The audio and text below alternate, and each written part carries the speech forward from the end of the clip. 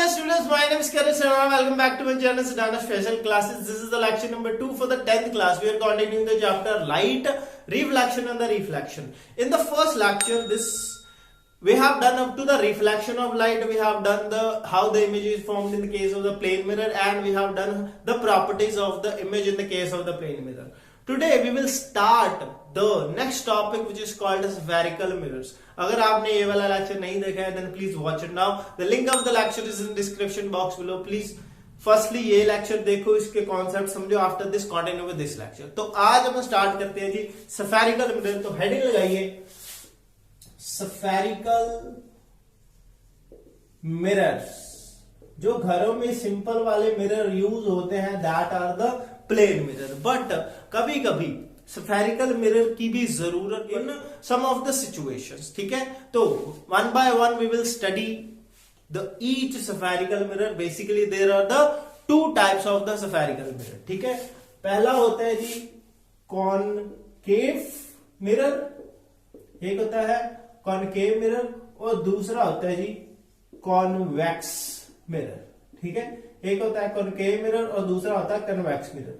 आपको इनकी डेफिनेशंस नहीं याद करनी, आपको इनके नाम याद करना है, और आपको ये याद करना है कि what they are used for, उनकी वर्किंग क्या है एक्चुअली. ठीक है, ये बने कैसे. तो देखो यार, एक्चुअली अगर आपको इनकी फॉर्मेशन को समझना है तो आपको ये समझना पड़ेगा कि इसको स्फेरिकल मिरर्स बोलते क्यों हैं. सपोज मेरे पास एक स्फीयर है. Sphere is a 3 dimensional figure. जैसे एक नॉर्मल बॉल होती है, फुटबॉल होती है, that is a type of sphere. ठीक है, इट इज अ स्फीयर. आपको पता है कि स्फीयर होता है, उसका कोई ना कोई एक सेंटर भी होगा. ठीक है, ये वाली जो लाइन है which is joining the centre to this circle की बाउंड्री को जो ज्वाइन करती है, जो लाइन है, दैट इज कॉल्ड रेडियस. है ना, ये तो आपको पता है. दिस इज द सेंटर और this is the radius. Okay ji, यहां तक तो आपको समझ लगा. तो मिरर कैसे बने? तो हमने क्या करा, एक अपन ने बॉल ली which is purely a glass की बॉल ली. ठीक है, अंदर से ये होलो है. होलो का मीन अंदर से ये खाली है. सिर्फ और सिर्फ ये एक बॉल है which is of the glass, made up of the glass, कंच की बनी हुई है. ठीक है, अंदर से खाली है. ओके, अपन ने क्या करा, इसका एक छोटा सा पार्ट कट करा. अपन ने एक छोटा सा पार्ट कट करा. ठीक है, this is the part of this mirror. छोटा सा पार्ट कट करके साइड पे रख दिया. ठीक है, ये था एक प्योर ग्लास का. अगर मैं इसी ग्लास को, ध्यान से सुनना, अगर मैं इसी ग्लास को एक साइड से पॉलिश कर दूं. ठीक है, मैंने इसके 2 पार्ट करे जी, एक तो ये और सिमिलर पार्ट ये ऐसा ले लिया, और ये सेकेंड. ध्यान से सुनना. ओके, मैंने क्या करा, इस फर्स्ट पार्ट की मैंने बैक साइड को पॉलिश कर दिया विद द सिल्वर. ठीक है, सिल्वर से मैंने इसको पॉलिश कर दिया जी. ठीक है, बैक साइड, फर्स्ट वाला जो हमारा ग्लास है उसकी बैक साइड को करा. ठीक है, और जो सेकंड हमने पार्ट कट करा which is similar to the first. ठीक है, पहले के जितना ही है साइज उसका भी, और इसका मैंने फ्रंट पार्ट को शेड किया, फ्रंट पार्ट को पॉलिश किया. ठीक है, किसके साथ? सिल्वर के साथ, फ्रंट पार्ट. ओके, तो हुआ क्या जी, इन 2 केस सिनेरियो में 2 अलग अलग टाइप के स्फेरिकल मिरर बन गए. ये जो हमारा फर्स्ट मिरर है which is silver in colour, back side जिसकी सिल्वर हुई है. ठीक है, कर्व है, एक बैक साइड सिल्वर है, that is a concave mirror. ठीक है, आपको ये अच्छे से याद करना है कि एक्चुअली ये जो कॉनकेव मिरर है, कॉन्वेक्स मिरर है, which are called the spherical mirror. इनको स्फेरिकल क्यों बोलते हैं? Because these are a part of a sphere. ठीक है, उसके बाद ये मिरर क्यों है? क्योंकि इसकी एक साइड को पॉलिश किया हुआ. क्या इन दोनों की प्रॉपर्टीज अलग है या सेम है? They have the 2 different properties. इन दोनों की प्रॉपर्टीज जो एक्चुअल में होंगी, जो यूजेज होगी, वो डिफरेंट होगी. First is the concave mirror and second one is the convex mirror. ठीक है, कई बार, वैसे तो हर बारी, ध्यान से सुनना, इन दोनों में कंफ्यूज मत होना. जिसकी बैक साइड पॉलिश वो वाला कॉनकेव, जिसकी फ्रंट साइड पॉलिश वो वाला कॉन्वेक्स. ठीक है, अगर मैं ऐसा कोई पार्ट लूं, ठीक है, और इसकी ये वाली साइड में पॉलिश कर दूं, तो मेरे को क्या आप बता पाओगे कि ये वाला कॉन्वेक्स है या कनकेव?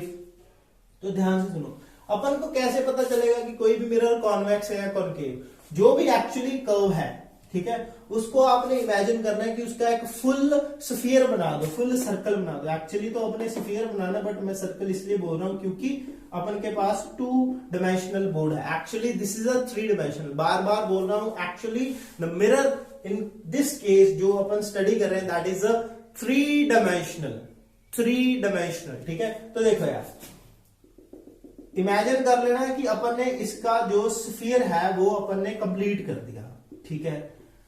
अंदर वाली साइड पॉलिश है, अगर अंदर वाली साइड पॉलिश है तो कौन सा है? फ्रंट वाली साइड पॉलिश है, अंदर वाली साइड, बैक साइड, फ्रंट नहीं, अपन इन साइड लिख देते, इन साइड मिरर, ठीक है। अगर अंदर वाली साइड पॉलिश है then it is a convex mirror. इसका मतलब कि ये वाला मिरर कौन सा होगा?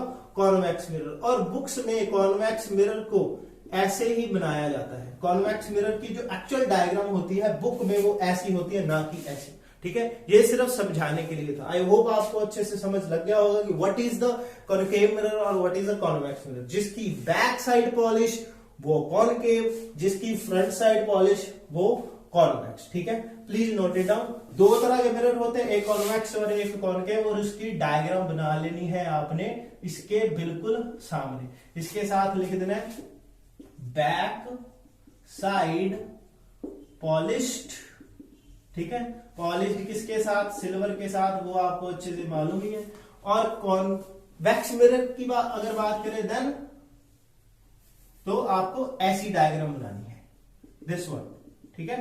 तो इसकी फ्रंट साइड नहीं, फ्रंट नहीं, इन साइड, तो इसकी इन साइड पॉलिश्ड, ठीक है। इन साइड पॉलिश्ड होगी विद सिल्वर, ठीक है।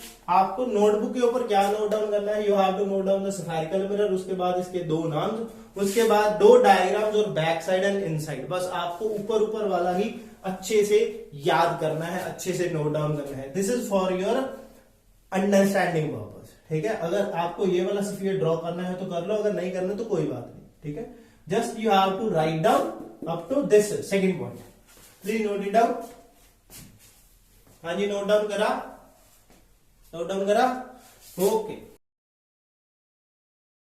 अब आपको 2 तरह के जो मिरर है वो तो समझ, टॉपिक में से जो पेपर में आएगा that will be uses of mirrors, की जो कॉन्वेक्स मिरर है और कॉनकेव मिरर है, इसको यूज कहां करते हैं।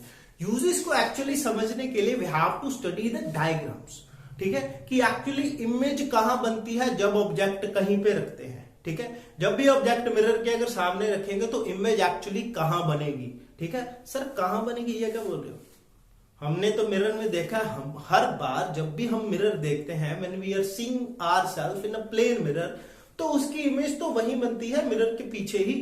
अपन को लगता है कि मिरर के पीछे बन रही है, ठीक है, but that is the case of the virtual image. तो एक और तरह की भी इमेज होती है, that is the real image, जो इस टॉपिक में अपन स्टडी करेंगे कि एक्चुअली रियल इमेज होता क्या है। रियल इमेज का यहां पर मतलब असली इमेज नहीं है। Real image and the virtual image, these are the 2 types of mirror on the based की हाउ दे विल फॉर्म, ठीक है। तो इमेज को स्टडी करने से पहले we will study the mirrors को अच्छे से डीपली स्टडी करेंगे, then we will study the types of image की एक्चुअल इमेज बनती कैसी है, ठीक है।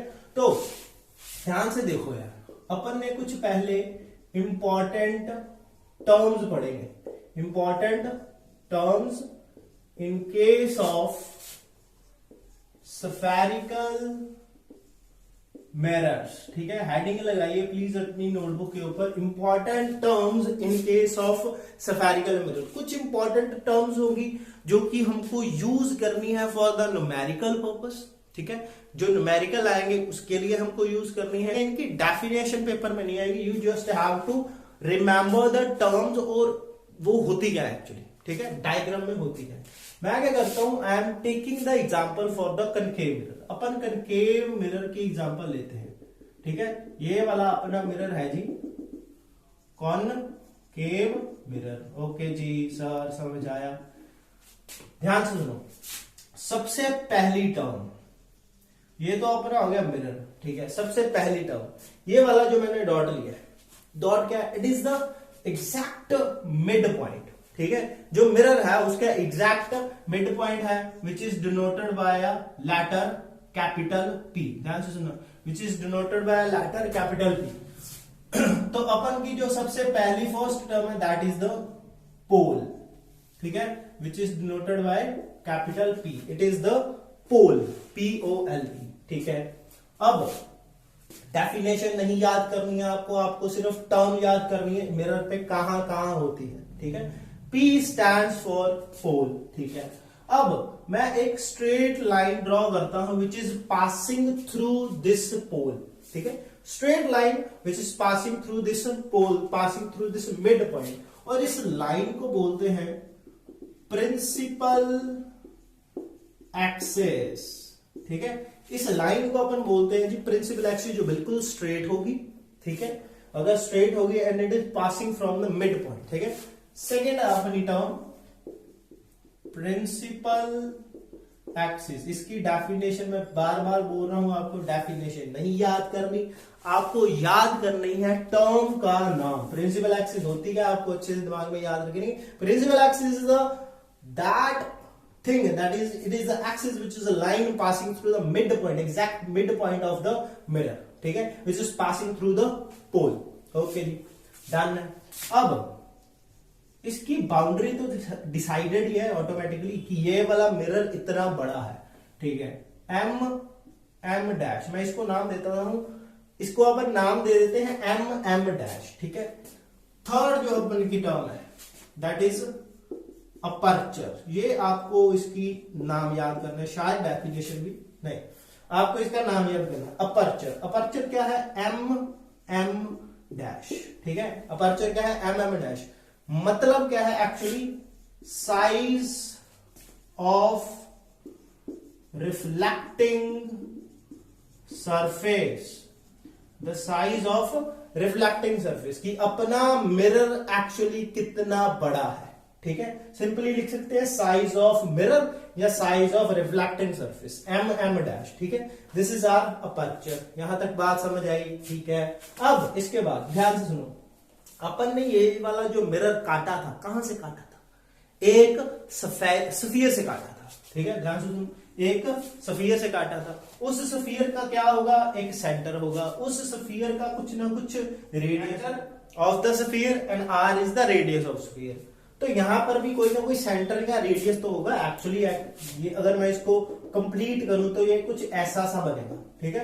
इमेजिन करना है कि अगर मैं इसको कंप्लीट करूं, अगर मैं इसकी डॉटर लाइन लगा रहा हूं तो ये कुछ ऐसा सा कंप्लीट हो जाएगा, स्फेरिकल सफियर कंप्लीट हो जाएगा। इसका मतलब यहां पर भी कोई सेंटर या कुछ रेडियस होगा। ध्यान से सुनो, ये वाला जो एक्चुअली पॉइंट है, थोड़ा सा अच्छे से बनाते हैं, ये वाला point, this is the C centre, ठीक है, दिस इज द सेंटर। अब इस अकेले C को सेंटर नहीं बोलते, कंप्लीट एक टर्म है, फोर्थ टर्म अपनी C means centre of curvature, C is the centre of curvature. मतलब अगर सर सेंटर अकेला बोल देते तो कुछ घसता ही नहीं, कुछ हो जाता, नहीं कुछ नहीं होता। सेंटर बोल तो सकते थे but actually this is not a sphere, sphere complete तो है नहीं, सफियर का एक छोटा सा पार्ट है, सफियर का एक कर्व है, ठीक है। इस कर्व की होने की वजह से this is called centre of this curve means curvature, ठीक है।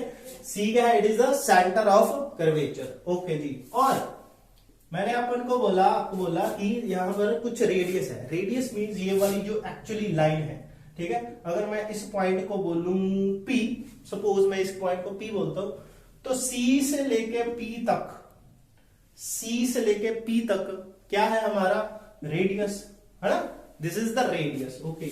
वैसे ही सिमिलरली C से लेके P तक this is the radius, but क्या इसको अकेला रेडियस बोलेंगे, नहीं, इसको बोलेंगे जी रेडियस ऑफ कर्वेचर।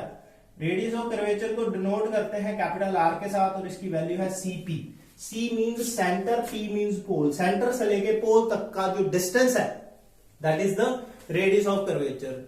बार बार बोल रहा हूं, don't remember the definition, just focus on the diagram और जो जो अपन ने टर्म्स लिखी है, ठीक है। अभी तक 5 टर्म लिख चुके हैं, रेडियस ऑफ कर्वेचर, ठीक है। अब ध्यान से सुनो, एक नई टर्म आपके लिए, centre of curvature and the pole, इसके बिल्कुल मिड पॉइंट पे एक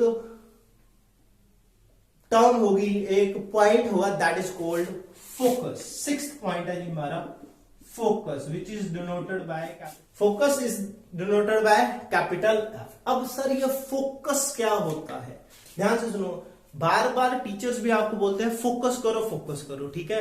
फोकस क्या एक्चुअली मीन्स होता है to be at one point, सारी की सारी कॉन्सेंट्रेशन, सारे का सारा दिमाग, सारे का सारा ध्यान एक सिंगल पॉइंट पे होगा। अगर अपन लाइट चैप्टर की बात करें तो लाइट चैप्टर में बात होंगी रेस की, तो इसका मतलब रेज जो भी होंगी it should be concentrated at one point after reflection. Means जब अगर अपन बहुत सारी रेज यहां पर डाल दे, इसके ऊपर इंसिडेंट करवा दे, ठीक है, देन आफ्टर रिफ्लेक्शन अगर सारी रेज एक सिंगल पॉइंट पे मीट कर जाती हैं, दैट इज कॉल्ड फोकस। अगर ये वाली डायग्राम आप देख रहे हो, in this diagram all the rays which are parallel to the principal axis, सारी की सारी rays which are parallel to the principal axis, then after reflection they are meeting at one single point, that is called focus, ठीक है। Focus क्या है, it is a point on which all the rays meet. ये वाली definition आपको note down करनी है focus की, और किसी की डेफिनेशन नोट डाउन करने की जरूरत नहीं है, इसकी डेफिनेशन आपको नोट डाउन करनी है। नोट डाउन करिए प्लीज, यहां पर आपको डेफिनेशन आ रही होगी। द फोकस क्या है, it is a point on the principal axis, it is a point on the principal axis on which all the incident rays which are coming parallel to the principal axis after reflection meet, actually meet or appear to meet। जो last वाली line लिखे ना, appear to meet, इसके बारे में अपन चर्चा करेंगे, ठीक है। अगर ये वाली डायग्राम देख रहे हो, it is for the concave mirror, ठीक है। इसमें ध्यान से देखो, all the rays after reflection actually meeting, अपन को कुछ नहीं करना, अपन को बस इंसिडेंट रेज स्ट्राइक करवानी है ऑन द मिरर, उसके बाद अपने आप ये फोकस हो जाएंगी on the F point F, ठीक है। This is in the case of concave mirror. अगर मैं कॉन्वेक्स मिरर ले आऊं, ठीक है, इसकी जगह पे अगर कन्वेक्स मिरर ले आऊं, तो आप ध्यान से देखो, यहां पर जो रेज है दीज आर डाइवर्जिंग, वो बिखर रही है, ठीक है, फोकस नहीं हो रही एट अ वन पॉइंट, वो बिखर रही है। और अगर डॉटेड लाइन देख रहे हो, these dotted line representing that the rays can appear to meet, ठीक है, वो एक्चुअली मीट नहीं हो रही, उसको डॉटेड लाइन कर रहे हैं। उसको डॉटेड लाइन लगाने का मतलब क्या है कि we are back extending the reflecting rays, जो रेज है आफ्टर रिफ्लेक्शन बैक एक्सटेंड कर दी, जो रेज है आफ्टर रिफ्लेक्शन अपन ने बैक एक्सटेंड कर दी। बैक एक्सटेंड करने की वजह से they are appearing to meet at focus. Concave mirror के केस में they are actually meeting, convex mirror के केस में they are appear to meet. तो फुल डेफिनेशन इसलिए लिखी थी, दे आर एक्चुअली मीटिंग और appear to meet at one point, ठीक है। This is the focus, okay, done है जी यहां तक, ठीक है। अब इसके बाद seventh point, focal length. Focal length, मैंने क्या बोला था, फोकस क्या है, actually this is the point जो बिल्कुल बीच में होगा, बिल्कुल सेंटर में होगा इन दोनों के, ठीक है, सी और पी के बिल्कुल सेंटर में होगा फोकस, ठीक है। फोकल लेंथ क्या है, it is the length, this one, F से लेके पी तक जो लेंथ है, एफ से लेके पी तक जो लेंथ है, that is the focal length.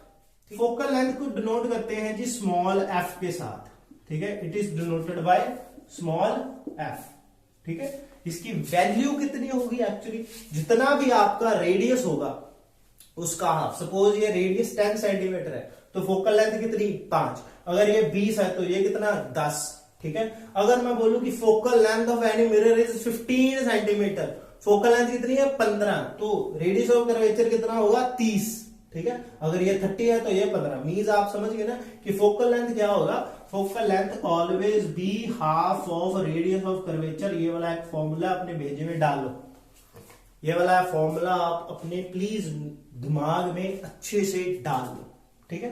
These are the 7 things, ठीक है, वैसे और भी हैं बट आज के लिए हम इतना ही करते हैं, दीज आर द 7 थिंग्स। अब इसके बाद नेक्स्ट लेक्चर में कुछ ऑब्जेक्ट के बारे में बात करेंगे, इमेज के बारे में बात करेंगे कि एक्चुअली इमेज फॉर्म होती कैसे। बस आज के लिए आप ये वाले इंपॉर्टेंट टर्म्स को पढ़ो, अच्छे से याद करो। अगर बुक की हेल्प लेनी है तो ले सकते हो, डोंट वरी। आज के लिए इतना ही रखते हैं। In the next video we will cover कि how the image form in the case of the spherical mirror, in the case of convex mirror और in the case of the concave mirror. ठीक है जी, तो बस please make your notes properly, share this video to your friends, stay fit, stay healthy, and I will see you next video. My name is Karan Sidana, signing off. Bye bye. Shabba khair.